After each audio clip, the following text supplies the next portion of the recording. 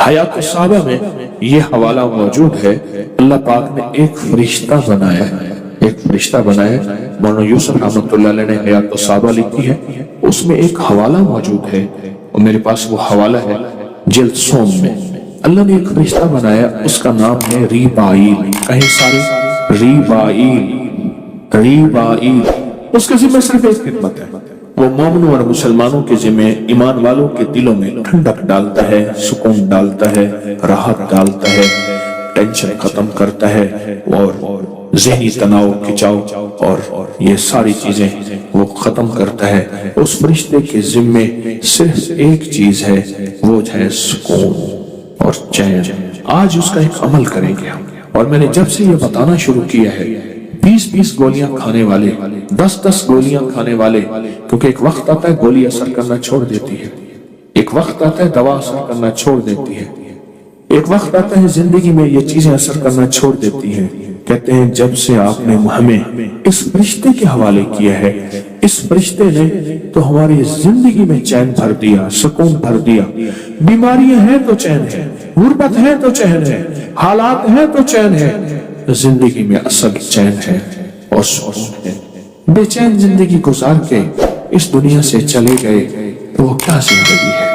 مومن ہو اور بے چین ہو ممکن نہیں، مومن ہو اور ٹینشن ہو ممکن نہیں، اللہ کا اور اس کے حبیب کا غلام ہو اور اس کو بے چینی ہو اور ٹینشن ہو ممکن نہیں۔ معلوم ہوا کہ ہم نے چین کو تلاش نہیں کیا، معلوم ہوا ہم نے سکون کو تلاش نہیں کیا، معلوم ہوا چین کو تلاش نہیں کیا، سکون کو تلاش نہیں کیا، معلوم یہ ہوا۔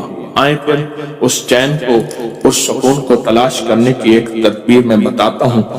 فرمایا ایک فرشتہ ہے جس کا نام ریبائیل ہے، اس کا کام صرف مومنوں کے دلوں میں ٹھنڈک پہنچانا ہے۔ دل پریشان، حالات پریشان، سب کچھ، کمروں میں ٹھنڈک ہے، گاڑیوں میں ٹھنڈک ہے، اندر ٹھنڈک نہیں ہے۔ مجھے ایک صاحب کہنے لگے میرے پاس یہ BMW گاڑی ہے، میرا جی چاہتا ہے کسی درخت میں مار دوں اور میں مر جاؤں۔ کئی دفعہ کوشش کی ہے، پھر بچے یاد آ جاتے ہیں۔ اس زندگی سے نکلنے کے لیے آج آپ کو ایک موتی دے رہا ہوں، اور وہ موتی کیا ہے؟ ریبائیل۔ اللہم بحرمت ریبائیل، اللہم بحرمت۔ اللہ نے اس فرشتے کو اتنی طاقت، اتنی قوت دی ہے، اللہ نے اس کا وجود، ایک ہی فرشتہ ساری کائنات کو سکون دینے کے لیے کافی ہے، ایک ہی فرشتہ، ایک ہی فرشتہ۔ اور یہ آپ کو زندگی میں کہیں بھی سختی آئے، تلخی آئے، بے چینی آئے، بے سکونی آئے، راحت چھن جائے، چین چھن جائے، نیند چھن جائے، عافیت چھن جائے، تو آپ اپنے رب کو پکاریں، اور اللہ نے آپ کے لیے ایک فرشتے کی ڈیوٹی لگا دی ہے۔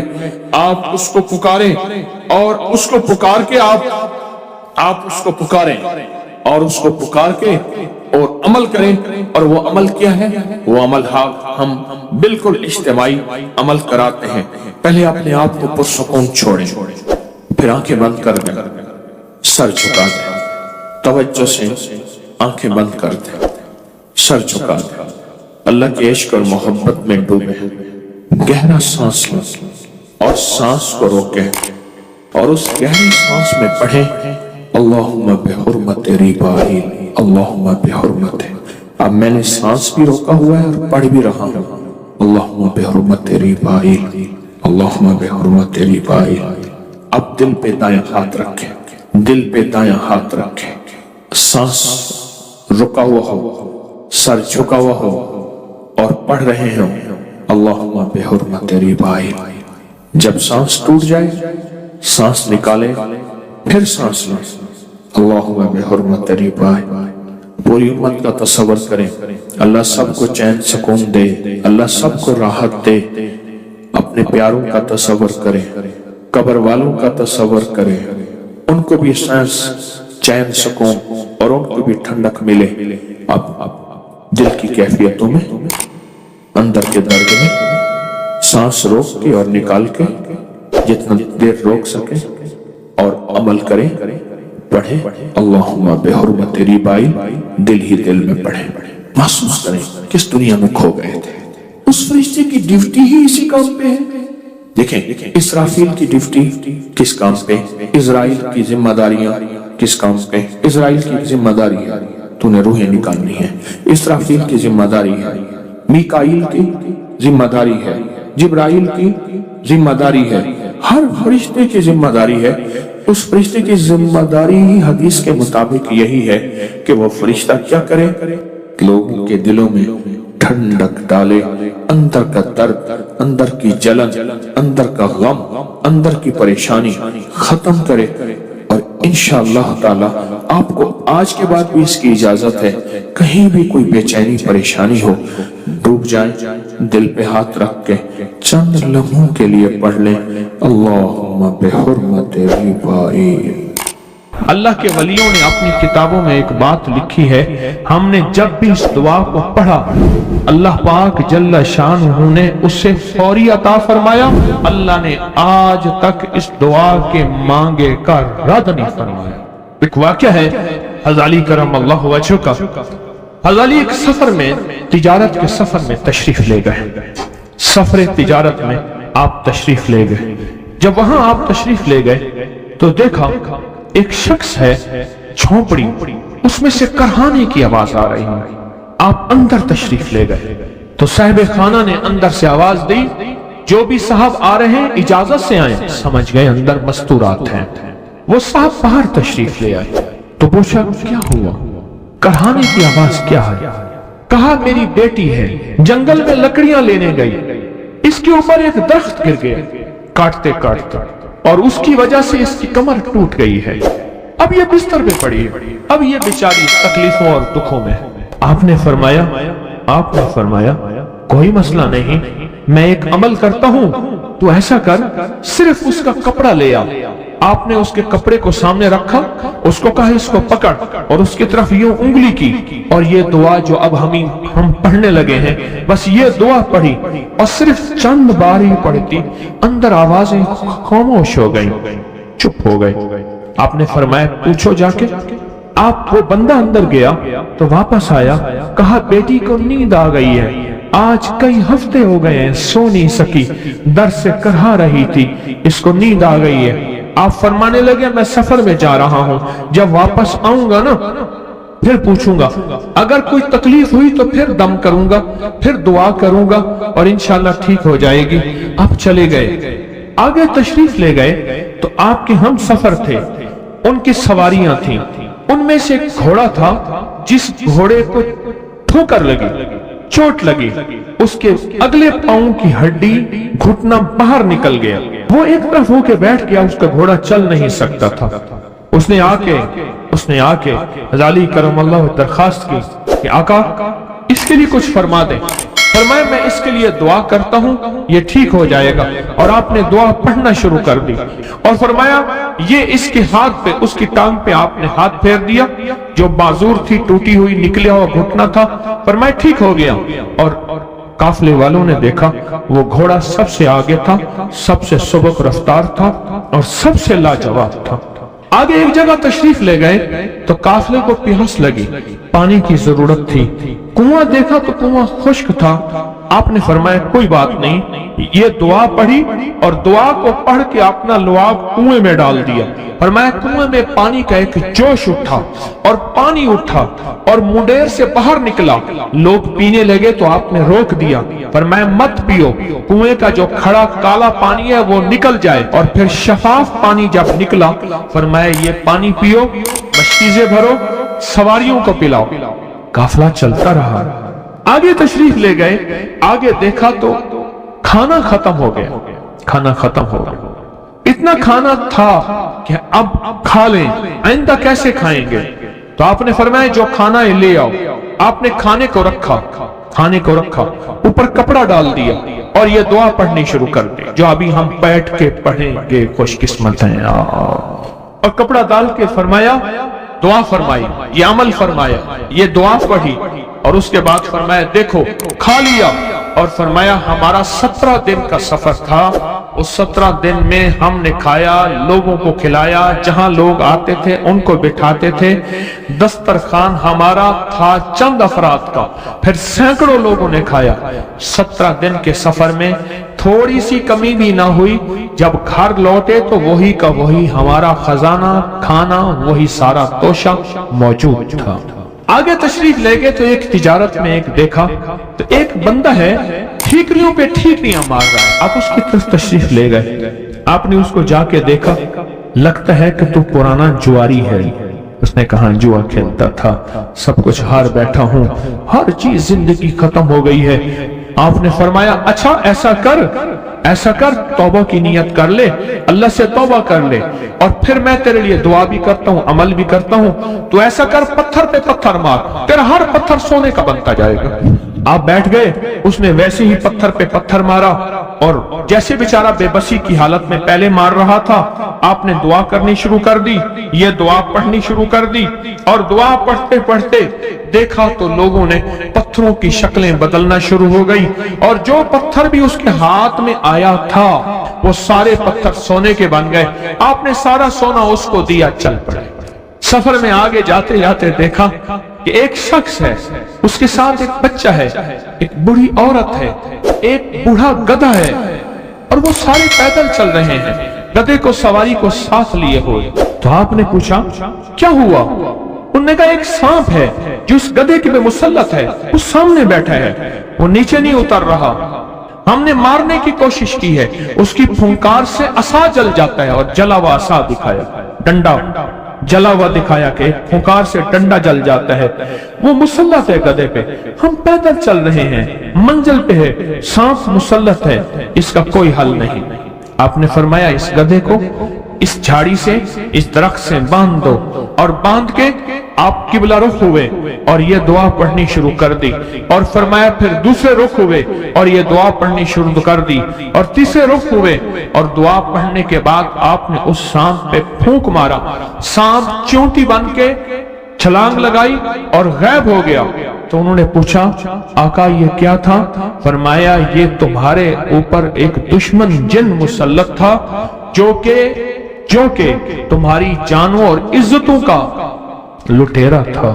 آخرکار آپ کے غلام نے آپ سے پوچھا آقا اگر آپ یہ دعا ہمیں سکھا دیں، چشمہ فیض سے گر ایک اشارہ ہو جائے، چشمہ فیض سے گر ایک اشارہ ہو جائے، لطف ہو آپ کا اور کام ہمارا ہو جائے۔ آئیں بسم اللہ کر کے اس دعا کو پہلے سنتے ہیں۔ یا وہاب حبلی من نعمت الدنیا والآخرہ انک انت الوہاب۔ اللہ کے ولیوں نے اپنی کتابوں میں ایک بات لکھی ہے، ہم نے جب بھی اس دعا کو پڑھا اللہ پاک جل شانہ نے اسے فوری عطا فرمایا، ورنہ اس کی نسبت عطا فرمائی، اور ورنہ چند لمحوں میں عطا فرمایا، ورنہ چند دنوں میں۔ اللہ نے آج تک اس دعا کے مانگے کا رد نہیں فرمایا۔ اور اگر بخت بلند کرنا چاہتے ہیں دو، اور اگر نصیب کے دھنی بننا چاہتے ہیں، اور اگر چاہتے ہیں کہ آج جتنا ہے کل اس سے زیادہ زیادہ زیادہ اور زیادہ ہو، کہ اللہ کا کوئی دعا ہے میں نہیں چاہتا ختم ہو جائے، میں کہتا ہوں ذرا تھم جائے، الفاظ نعمتیں ہیں ہماری فضاؤں میں موجود ہیں اور بہت زیادہ موجود ہیں، ہماری ہواؤں میں اور فضاؤں میں نعمتیں موجود ہیں، اور ہمارے ذہن میں نعمتوں کی شکر گزاری کا جذبہ کیسے ہو؟ آئے میں آپ کو اللہ کا ایک وعدہ بتاتا ہوں، اگر مالدار ہونا چاہتے ہیں، ایک سن لے ذرا، میں آج 11 چیزیں بیان کر رہا ہوں، یہ 11 چیزوں کا پیکج دے رہا ہوں، جاگنے والے سونے والے سب آج بات سن لیں۔ اگر مالدار ہونا چاہتے ہیں ایک، میرے ساتھ کہتے جائیں ایک، اور اگر بخت بلند کرنا چاہتے ہیں دو، اور اگر نصیب کے دھنی بننا چاہتے ہیں، اور اگر راحتوں کے سکندر بننا چاہتے ہیں، اور اگر برکتوں سے جھولیاں بننا چاہتے ہیں، اور اگر نعمتوں کی بارش چاہتے ہیں، اور اولاد کو فقر تنگ دستی غربت میں نہیں دیکھنا چاہتے، اور اگر اپنی نسلوں کے لیے ہمیشہ غیبی نظام ایسی مدد میں ہو جسے کہتے ہیں کہ مولا کو ایک وقت ایسا نہ لینا کہ میں مجبور ہو جاؤں، اور اگر کہیں مجبور نہیں ہونا چاہتے، کتنے ہو گئے؟ 8۔ اور اگر چاہتے ہیں کہ آج جتنا ہے کل اس سے زیادہ زیادہ زیادہ اور زیادہ ہو، اور اگر چاہتے ہیں کہ یہ میرے علاوہ میری نسلوں میں بھی ہو، کہ میری نسلیں بھی تمنگری، مال، رزق، عزت، صحت، برکت، بیٹے، نعمتیں، خیریں، برکتیں پاتی رہیں میری نسلیں یہ نعمتیں، تو آپ چاہتے ہیں تو کتنے ہو گئے؟ اور اگر چاہتے ہیں کہ آسمان کا ایک دروازہ میرے لیے خصوصی کھلے، میں مانگوں اور رب دیتا جائے، میں مانگوں اور رب دیتا جائے۔ اس پہ یہ دیکھیں کہ اللہ نے کس عمل پہ وعدہ کیا ہے، لَإِن شَكَرْتُمْ لَأَزِيدَنَّكُمْ، میرے بندو آؤ نعمتوں کا کرو شکر، نعمتوں کو یوں بڑھا دو، نعمتوں کا شکر ادا کرو۔ بنی اسرائیل میں ایک بندہ تھا، وہ ریت میں اپنے سطر کو چھپا کے بیٹھا تھا، ننگے پن کو ریت میں، اس کے پاس اتنا کپڑا بھی نہیں تھا کہ اپنے سطر کو چھپا سکے۔ موسیٰ علیہ السلام تشریف لے جا رہے تھے اللہ کی بارگاہ میں، موسیٰ علیہ السلام ملاقات کے لیے، تو کہنے لگا موسیٰ ایک فریاد تو اللہ سے کر دیں، یہ میں آپ کو 11 تحفے آج دینا چاہ رہا ہوں، ذرا سنبھل کے بیٹھیں، جھولی پھیلا کے بیٹھیں، برتن وسیع کر کے بیٹھیں، اپنی توجہ کو متوجہ کر کے بیٹھیں، اپنے ہر پل ہر سانس کو۔ موسیٰ علیہ السلام اللہ کے حضور جا رہے، اللہ سے میری درخواست تو کر دے، کیا اللہ میری غربت کو دور کر دے، کوئی میرے لیے بھی وسعت اور برکت کے فیصلے کر دے، آپ اللہ سے دعا تو کر دے۔ تو موسیٰ علیہ السلام نے فرمایا ٹھیک، اللہ کے حضور گئے نا تو واپسی پہ آئے، یہ آپ کو 11 آج نعمتوں کا پیکج دے رہا ہوں، اور وہ سنیے گا۔ تو اللہ پاک نے فرمایا موسیٰ میرے بندے سے کہے میری نعمتوں کا شکر ادا کرے۔ موسیٰ خوش ہو کے آ گئے، اور جب خوش ہو کے آئے اور آ کے بتایا تو کہنے لگا اللہ نے نعمت دی ہی کیا ہے جس کا میں شکر ادا کروں؟ ہوا آئی وہ ریت بھی اڑا کے لے گئی، ہوا آئی اور وہ ریت بھی اڑا کے لے گئی جس ریت سے سفر سے ڈھانکا ہوا تھا۔ موسیٰ علیہ السلام کے پاس ایک بندہ آیا، یہ مری کے واقعہ مجھے سوچوا رہا ہے سب کچھ۔ ایک بندہ آیا موسیٰ علیہ السلام کے پاس، اے اللہ کے نبی مالدار زیادہ ہوں، کچھ دعا فرمائیں کم ہو جائے، تھک گیا ہوں، گنتے سنبھالتے تھک گیا ہوں، کچھ دعا فرمائیں۔ تو موسیٰ علیہ السلام نے فرمایا رزق ضائع کر، غریب ہو جائے گا، اور سن کے چلا جائے، اور فرمایا تو سب سفر میں جا اور پھر واپس آ تو مجھے بتانا، یقینی تیرا رزق کم ہو جائے گا یا ختم ہو جائے گا۔ واپس آیا تو کہنا موسیٰ روز زیادہ بڑھ گیا، اتنا بڑھ گیا، مجھے ایک یاد ہے انگلینڈ سے ایک صاحب آئے، اس نے بھی یہ شکایت کی تھی، کہنے لگا کوئی دعا ہے، میں نہیں چاہتا ختم ہو جائے، میں کہتا ہوں ذرا تھم جائے، الفاظ تھے اس کے۔ کہنے لگے ایک مشین رکھی ہوئی ہے میں نے، اس میں پاؤنڈ چھوٹے بڑے وہ علاقہ کر کے پھر بنڈل بنا کے دے دیتی ہے، ہاتھوں کا کام ختم ہو گیا، ہاتھوں کا کام ختم ہو گیا۔ ہمارے ہاں ایک پہلوان ہوتا تھا، سب کو کہتا تھا ایسے ہی یوں ہاتھ مارتا تھا اپنے رانوں پہ اور کہتا تھا آؤ میرے ساتھ لڑو، اور جو اس سے ڈاڈا ہوتا تھا اس کے ساتھ پہلی ہی بازی میں نیچے سے ہاتھ کاٹ کے کہتا تھا ساری بات سے ہماری بس ہے۔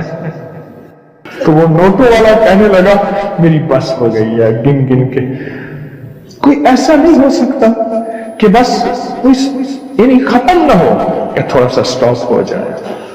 اب وہ جب آیا تو موسیٰ آپ نے فرمایا تھا کہ یہ تو زیادہ ہو گیا، اور میں یہ بتا تو کھانا کیسے کھاتا تھا؟ اور میں اونٹ پہ چلتے ہم نے کھانا ہوتا ہے، میں گلے میں رومال باندھ لیتا تھا، ادھر گلے میں باندھ دیتا تھا، ادھر اونٹ کے کانوں کے ساتھ باندھ دیتا تھا، اور اس رومال کے اندر چھوٹے چھوٹے ذرے گرتے تھے۔ پہلے نا سفر میں ایسی روٹیاں پکائی جاتی تھی جو مہینوں ہفتوں خراب نہیں ہوتی تھی، میری نانی وہ بھی پکاتی تھی، ان میں سونف بھی ہوتی تھی، سفید زیرہ بھی ہوتا تھا، میٹھا بھی ہوتا تھا، میٹھے من پکائے جاتے تھے اور وہ لوگ کھاتے تھے۔ اے موسیٰ، میں وہ کھاتا تھا اور رومال میں چھوٹے چھوٹے ذرے گرتے تھے، پھر جب میں اترتا تھا کوئی دیکھتا کہ چونٹیوں کے کوئی بل ہیں، میں وہاں ڈال دیتا، اور اگر میں کہیں جاتا تھا قافلے میں اور ہم کہیں بیٹھ کے کھانا کھاتے تھے تو ایسی جگہ بیٹھتے تھے جہاں کھانا گرے تو کوئی جانور آ کے کھا جائے، اور موسیٰ اگر میں کھانا کھاتا تھا تو بوٹی میں سے تھوڑا سا گوشت چھوڑ دیتا تھا۔ اس کے بارے میں بھی وضاحت ہے، اگر سفر میں ہوں اور جنگل میں ہوں، غور سے سمجھیے گا، رزق وسیع کرنا چاہتے ہیں، یہ میں نے بھی آزمایا تھا صرف 2 بار زندگی میں، رزق وسیع کرنا چاہتے ہیں تو بوٹی میں سے تھوڑا سا گوشت چھوڑ دیں، جیسے ولیمے میں افراتفری ہوتی ہے۔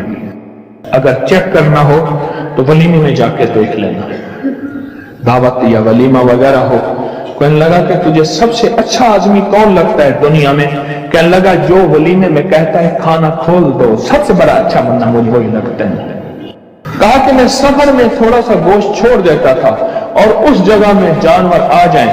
موسیٰ نے فرمایا کہ تیرا رزق کبھی کم نہیں ہو سکتا، جا تیرا رزق کبھی کم نہیں ہو سکتا، دولت، وسعت، برکت ہمیشہ تیرا پیچھا کرے گی۔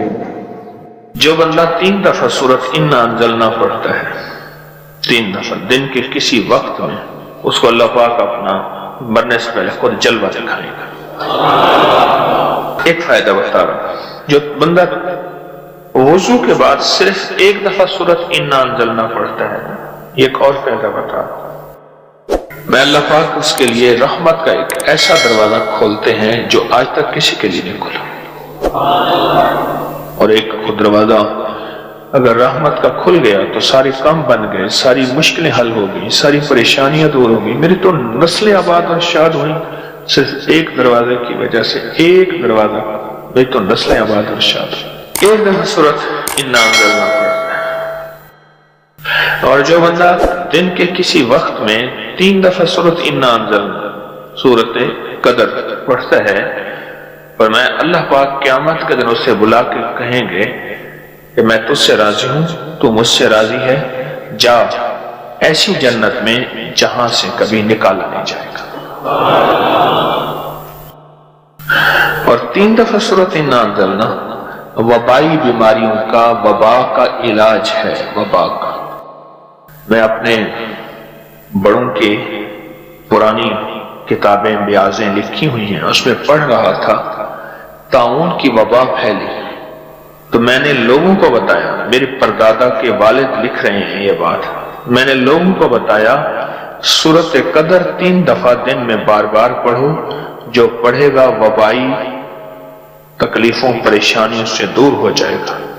پھر میں نے بابا فرید شکر گنج رحمت اللہ علیہ کے ملفوظات میں، تجربات میں یہ پڑھا۔